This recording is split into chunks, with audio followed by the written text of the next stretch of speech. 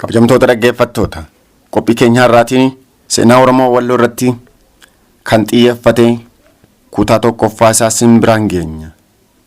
Haga xumuraatti nu waliin turaa kan isiniin jedhu ani qophii waliin Biraanuu Girmaati. Oboroon kajeelee tullurraan karee gara Walloon deemalu beekoo barbaacha laftis yoo baree lafa bariinoollee lukkuun yaadiifte magaalaa tarabdi nama yaadni guulee qalbiinsaa godaane sossobuu malfiddi maalaan gachiisaaree subii lafaa tanka hojii rabbiin beeku kulu beekoo argadhe nan milkaa'aa. Oromoon uummata afaan hortee kuush dubbatu kan bahaa fi kaaba bahaa Afrikaa keessatti argaman keessaa isaan guddaadha. Odeeffannoon jiru akka ibsutti uummanni Oromoo akka hawaasaatti gaanfa Afrikaa keessaa waggoota kuma baay'eedhaaf jiraachaa ture. Oromoon sanyii durii fi jalqabumaa kaasee naannoo kana jiraachaa turedha. Tarii uummattoonni naannoo bahaa Afrikaa kaan baay'een kan irratti erbamanidha.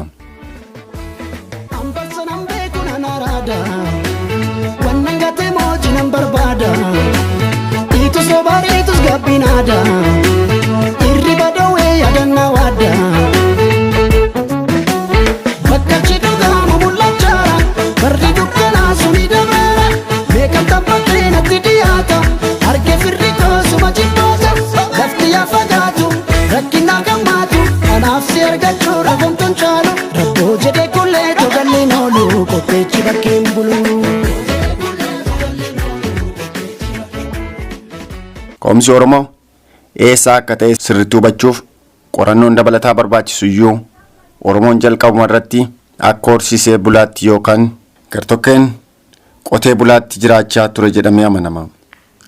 Qorattoonni seenaa baay'een gosoonni Oromoo muraasni fiixee kibba Itoophiyaa har'aa keessa waggaa kumaa ol jiraachaa akka turan walii galu. Qorattoonni kun godaansi Oromoo daldalaan dhiibamee uummata Oromoo gara bakka har'a jiraatan walakkaa fi dhiyaa Oromiyaa jaarraa 16ffaa fi 17ffaatti akka fide dubbatu. Ilmi kaayoo qabu hundaan hin mufatu nama garaan jallaa sobee soba kolfa addaan baasii malee killee gugeeffo gammaroo bileetu ho'aeetu dhuguun barbaade eegabee haaraadhaa goraasi hiikan duuraa sun qammanee siidamaa makaatu ho'ifaa naannoo baahin oolu hirmaa kee furiina eegi hidukkaanni sun gaggafeere gammaroo bileetu. Oromoo Walloo Oromoota Baarentuu keessaa isaan tokkodha. Oromoonni kunis kaaba Shawaa irraa hanga naannoo Tigraayitti faca'anii argamu. Oromoo Walloo akkuma Oromoota kaanii qotee bulaa fi horsiisee bultootadha. Oromoo Walloo daangaa uummata Amaaraa fi Affaar gidduu jiraatu. Sababoota kanaanis walitti bu'iinsi yeroo isaa walakkaatti ta'u waanuma baramadha. Oromoo Walloo naannoo Amaaraa godina addaa Oromiyaa Kamisee kan jedhamu gaaffii guddaadhaan akka afaan isaatiin baratuuf seenaa fi duudhaa isaa afaan ofiitiin akka baratuuf gaaffii irra deddeebiin kaasuun murteeffateera. Oromoo Walloo keessaa muraasni Kamisee, Baatii, warra Iluu, warra Qaalluu, warra Baabboo fi Raayyaa kanneen hafanis hedduudha.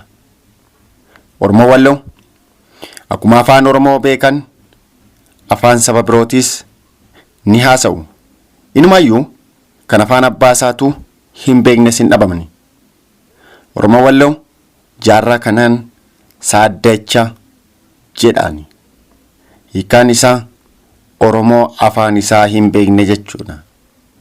Oromoo Walloo gosoota hedduu qaba. Isaan keessaa muraasni Dawwee, Baatii, Jillee, Arxumaa, Qoorii, Duuguruu fi kanaaf kan kana fakkaatan isaan muraasadha.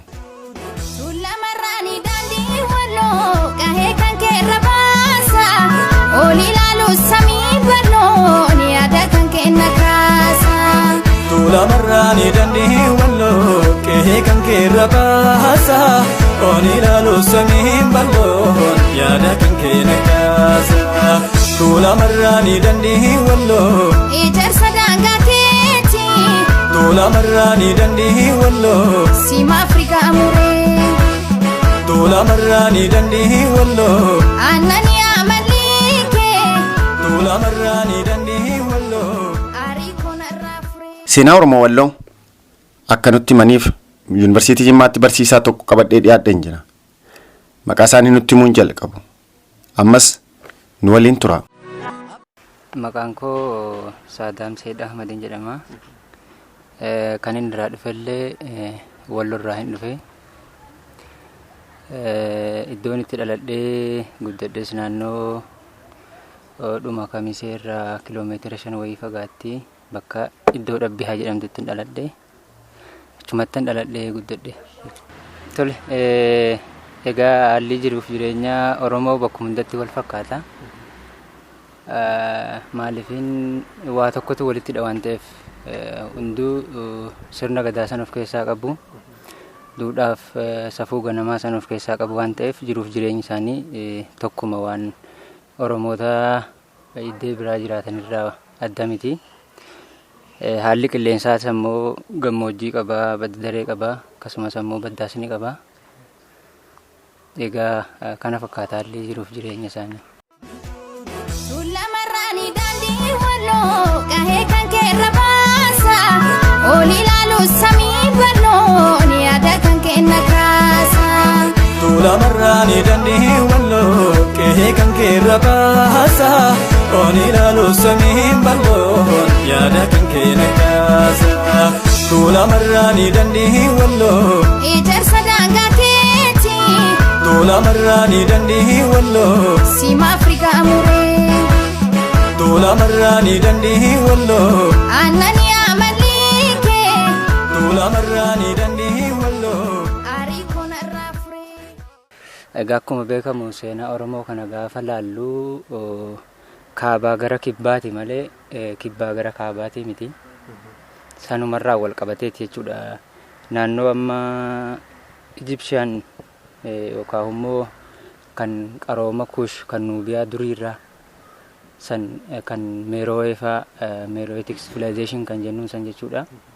Yookaan immoo qaroomina Marawwaa jechuudha. Karaa biraatiin illee yoo inni jenne kaabaa gara kibbaati jechuudha godaansi kun. Dhiibbaadhuma Giriikootarraan dhiibbaadhuma Araboota Gibsii yookaan Ijipti yookaan Misra qabatanirraan dhiibamaatuma gad deebi'e jechuudha. Wanti kana mul'isanis amma naannawa Raayyaatii fi Walloo kanatti wanni ammaan tana Misrii maateriyaalitti itti fayyadamanii fi maateriyaalli nu bira jiru ni argisiisa jechuudha. Akka fakkeenyaatti yoo inni sii kaasee kuulii jennaan kan ijatti waa kuullatan dubartoonni bareedinaaf dhiirillee ni kuullata. Wanni nyaara isaanii itti gurraachisuudhaaf ammallee warri Misraa kun itti fayyadamu. Durirraa kaaseellee itti fayyadamu. San irratti aansee immoo piraamidoota dhagaawwan ol ijaaruu kan naannoo kaabaa kanatti sirriitti jira sirriitti ummatinis sanumatti ijaaree waa fayyadame jechuudha. Diinarraallee of ittisuudhaaf ta'ee waan addaatiif. Kanaafuu wantoonni adda addaa akka mul'isanitti ka dhugaadhaa kaabaa gara kibbaati malee inni seenaan kibbaa gara kaabaati jedhu kun anaaf fudhataman qabu. Sanumarraa ka'eeti achitti kan dhiibbama kanaan gadi fagaachaa erga dhufanii jidduutti kan achitti wanti jenne jechuudha. Kan achitti qubanne qubsumni sun akkasitti misirarraa gadi godaanaa dhufuudhaan achitti hafne jechuudha. Garaa nama nyaatti wanti keenya kuni garaa nama nyaatti waan Oromoo kuni yaa haroosaa qulqulluu bishaanii maalanii garaa nama nyaatti wanti keenya kuni garaa nama nyaatti waan Oromoo kuni yaa haroosaa qulqulluu bishaanii. Waan meeshaan miidhaginaaf itti fayyadaman ni jira, meeshaan sirbaaf itti fayyadaman ni jira, meeshaan ammoo fuudhaaf heerumaan itti fayyadaman ni jira. Hanga ta'e jechuudha. Dhiibbaa adda addaatiin inni kaan caccabullee kaan haala adda addaatiin akka hin taane ta'ullee ni jira ammallee wanni san deeggaru jechuudha. Wanni akka walitti dhufeenya warra misiraa kanaafi nu jidduu meeshaan ni fayyadamu. Hariiroon akka jiru keessattuu kan nuubiyaadhaa siin jedhe san paataa kan miiroo'ee san sirriitti sun kan jiru jechuudha. Uummatillee kan ittiin jiraachaa jiru sirriitti jira sun. Nan maateriyaal kaalchariitti bade malee Walloo fi Raayyaa keessatti maateriyaal kaalchariin hin banne wanni beekamuu qabu. Maateriyaal kaalchar gaafa jennu wantoota faayawwan adda addaadha jechuudha. Wantoota qabatamaan argaman. Nan maateriyaal kaalchar gaafa jennu immoo afaanii wal qabatee fi wantoota sansanii wal qabatee gaafa dhufu jechuudha. Santu xiqqoo takka ammaa hunu jira afaan bakka ta'etti garuu irra jireessa maajooriitiin afaan chaabade malee aadichi ni jira.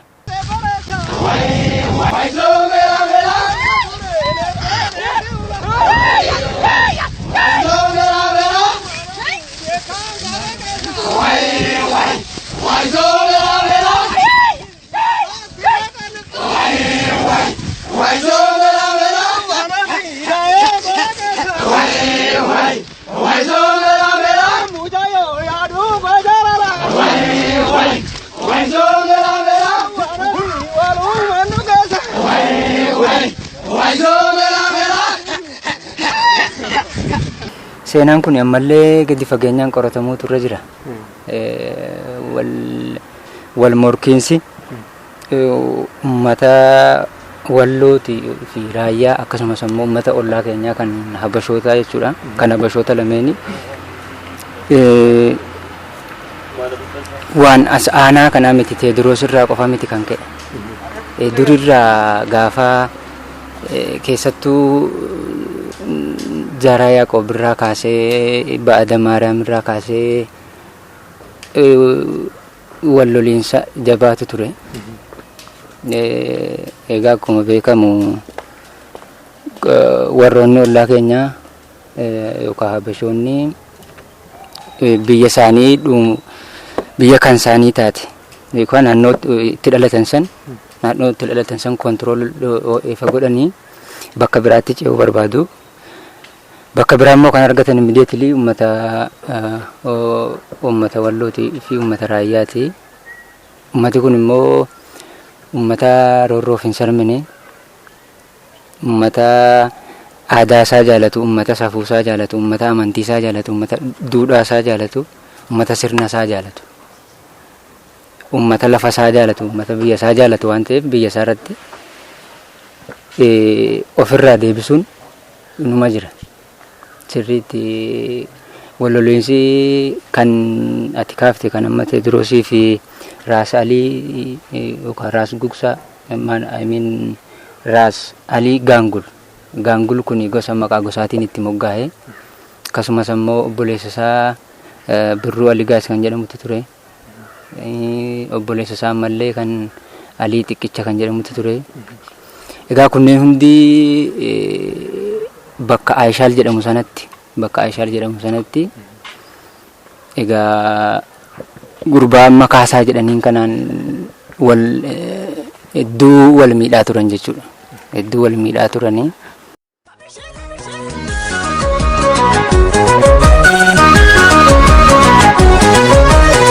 Rabbi guddaa nu gargaare kana gaarraa geenye jaarraa dhibbaa kan dandeenye kana mana mangeenye abbaan farda soore beekutu farda soora beekun lookoo gannaa baasa na gobbisa oola kayiqeerroon kana maali. Egaa akkuma beekamu jarri habashaadhaa kun external linkage kana baba'isu meeshaa ammayyaa kanatti fayyadamu. Inni keenya immoo meeshaadhuma durii sanii fi gootummaadhuma qabuun lolaa dhumarratti bakka amma Ayshaal jedhamu kanatti warroota Jajuu daayinaastii amma Jajuun kun maqaa isa duraa san balleessuudhaaf itti moggaafame. Takka takka Jajuu Gannatee jedhuuni takka takka Jajuu jedhuuni. Sanas ta'ee kana maqaan inni dhugaadha Jaju. Jaju kun immoo gosa Jajuu daayinaastiidha. Akkasitti kan beekamuu qabu. Jajuu inni jedhaniin wanni tokko produce godhu gaafatte legendii tokko fabricated legendii wayiiti Jajuun malee maqaan inni dhugaa Jaju kan ummati ittiin beeku jechuudha. Kanaaf Jajuu daayinaastii kana yookaan immoo warra ishee daayinaastii kana kan sirriitti gadi cimsee hidda isaa dhaabe immoo Abbaa Gatiyyee kan jedhamutu ture. Amma fakkeenyaaf naannoo Marsaa fi Urgeessaa kana naannoo Wacaalee kanatti yoo deemte sirriitti beekamaadha namtichi. Amma Marsaanuu maqaa isaatiin moggaafamte Marsaa Abbaa Gatiyyee jedhanii. Marsaa Abbaa Gatiyyee jedhanii. Nama sirriitti cimaa ture naannoo hariiroo alaa kanallee Yamaniin illee kan qabu Misiraan illee kan qabu hariiroo cimaa fi nama siyaasaan illee nama bilchaataa ture kan akka Abbaa Waatoofaatu ture. Gaa Warqituu Nasiyyatullee immoo booda kanarra dhufte jechuudha.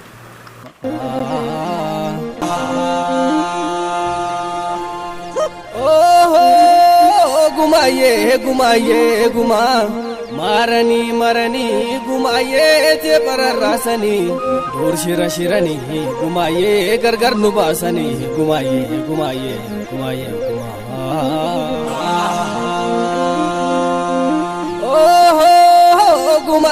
gumaayee gumaa osoo fira qabnu gumaayee akka waan hin qabne Injiraannu yoomu gumaayee alagaan marfamne sablammaffaa taane gumaayee. Egaa Ayshaal irratti wanti ta'e haaloo sanii bahuudhaaf abbaa waa ta'uu wajjin tokko ta'anii egaa gurbicha kaasaa jedhamu kana kan malatti malan jechuudha yeroo sanitti. Amma jarri kaasaan yookaan immoo Teediroos ofii fafajjeessee jedhu kun naaf liqimsamaa miti. Maaliifin akaakilee kiyyarra darbarraa wanni dhagahaa dhufne akka namni isa ajjeese malee akka ofii of wareegettii miti kan dhageenye jechuudha. Garuu gaafa histirii kitaaba seenaa kan amma biyya keenyaa kana keessatti argan baay'ee na raaje. Maaliifan ijoollummaarraa kaasee dhugaa isaatii akaakilee kanaadha akkoo kanaadhaallee kan abbaa akaakayyuu kootiillee darbaa naasaa waan dhufamuufu egaa ummati keenya kun afoolaan waa walitti hima waan ta'eef afaaniin jechuudha. Seenaa sana akkasittiin dhagahaa wanni jedhee kanaafuu bakka amma Maqdaala yookaan immoo Maqdalaa jedhaniin kanatti egaa achitti gurbicha Warqituun malatti malte abbaa waa ta'u kunillee waliin jira ishee deeggaree akkasitti jechuudha. seenaan ati kaafte kun seenaa gaariidha kan beekamullee qabudha jedheetiin amana. Akkasitti bakka ammaa Maqdalaa jedhuun isaan Maqdaalaa yookaan Maqdallaadhaan akkasitti naannoo warra himanoo kanatti argama. Walaloota akkatti ture nuun dagadhe malee Maqdalaa afaafilaa cuufatu barakkate yeseetu anaan ka wandaan dumutee jedhu akkasitti dhugaa jiru warroonni gaafa sana wanni jedhanu afaanuma isaaniitiin mammaaku. Lola san irratti dubartiinis turtee jechuudha. Karaa biraatiin immoo lola san irratti dhiirrillee ni jira jechuudha. Dubartittiin ni jirti dhiiricha kan wareegame jechuu kan du'e.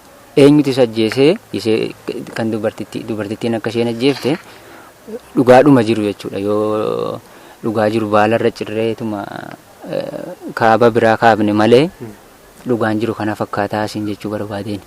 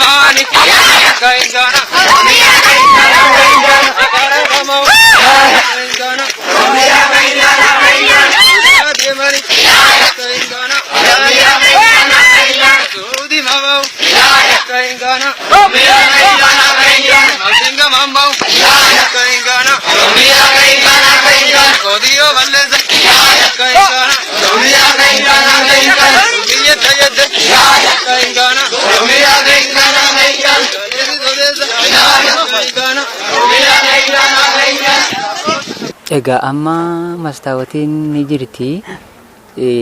Seenaan ishee kunillee badaa gadi fageenyaan waan na bira gahee hin qabu.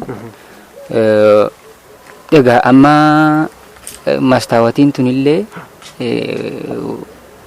warqituma booddeedha kan dhufte isheenillee naannooma warqituu fi wanni sanitti amma achitti maal seete ifaa kaasaa kana namticha kaasaa jedhamu kana egaa warqituu fi abbaa ta'u mala abbaa waata waatiin kunillee maqaa gosaatiin namatti moggaa. Egaa malatti malaniin booddeedha xiqqoo wal dhabdeen jara kana lameen jidduu ture. Wanti akka gurbicha amma Shawaa Manzee kun akka aangoo qabatullee Yohaannis kunillee akka aangoorra bahu carraa kan kenneef wal dhabdee isa warqituu fi abbaa waataa jidduu jiru santu kilaayimaaks akka malee wal dhabanii wal dhabdee santu namticha amma Kaasaa Mircaa of Tigraay jedhanii yookaan Indaarta kan naannoo Tigraay uummata Tigraay bulchaa ture yeroo sanitti. Egaa yeroo sanitti ilaalee Gondar Qwaaraa bakka jedhamtutti amma kan Kaasaati. Kan Kaasaa Mircaa kun immoo uummata Tigraay kan bulchaa ture kophaatti jechuudha. Autonomous yookaan independent jechuudha. Egaa kan Wallootis immoo akkasumatti independent autonomous jechuudha kan raayyaa dabalatee illee. Asirratti wanni hubatamu tokkotu jira jechuudha. Formeeshinii yookaan immoo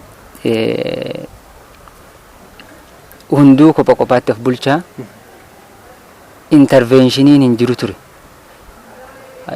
Independent state jechuudha.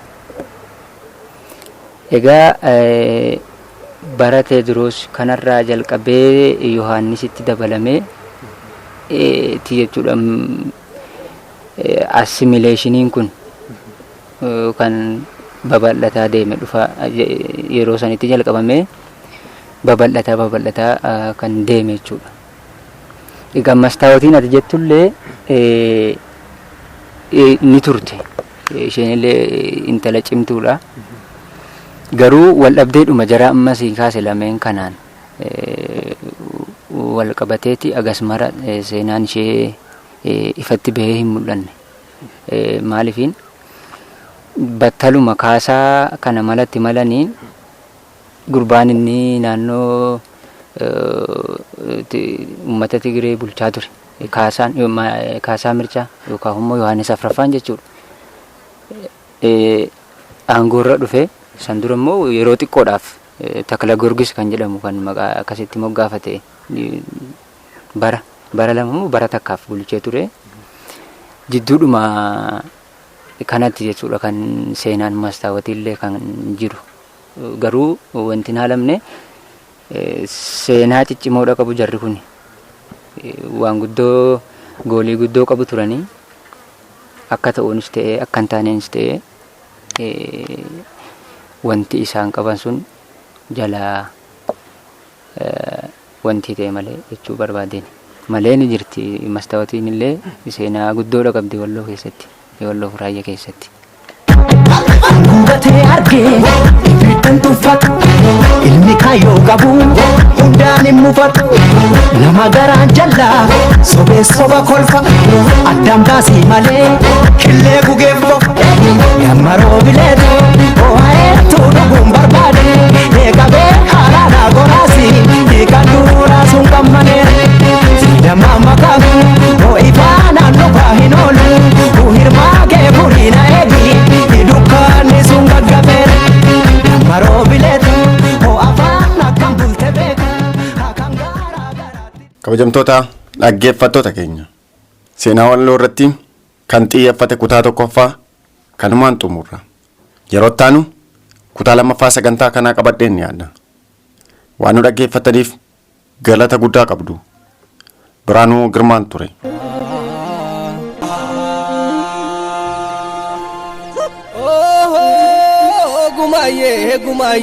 Guma marani gumaayee te pararraasanii dur shiranii gumaayee gargar nu baasanii gumaayee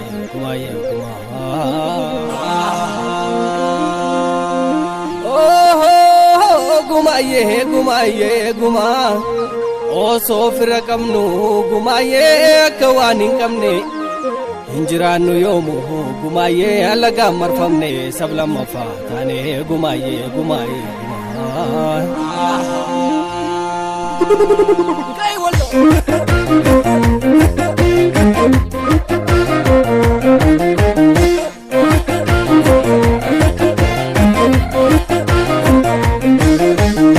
kankana garo kankana walmarihan kota wayya kankana Walloo kankana walmarihan kota wayya kankana garo kankana walmarihan kota wayya kankana Walloo kankana walmarihan kota wayya kankana sanina saname walmarihan kota wayya kankana sanina lisare walmarihan kota wayya kankana biyya keenya irratti walmarihan kota wayya kankana sablamni taanaare walmarihan kota wayya kankana sanyiin abbaa waatoo walmarihan kota wayya kankana sanyiin warqituudha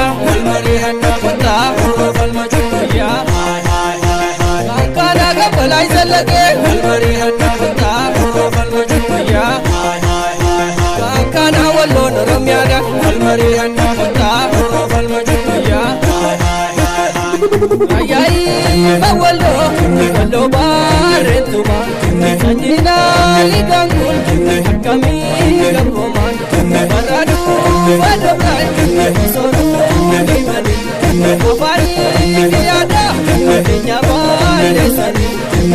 baaleessanii hartummaa yaakorii illeetu gurguruu onneenya namalee lulafa gurguruu alagaan saamuu sooluu hunjuruu isooyee hidawee tafaayaa kamisee maateegar maadagaan bolchaa hidasee ilmaanaa maatokoo maaltuugar barbaasee kankana wayyuu fi sankoora walmarihan kota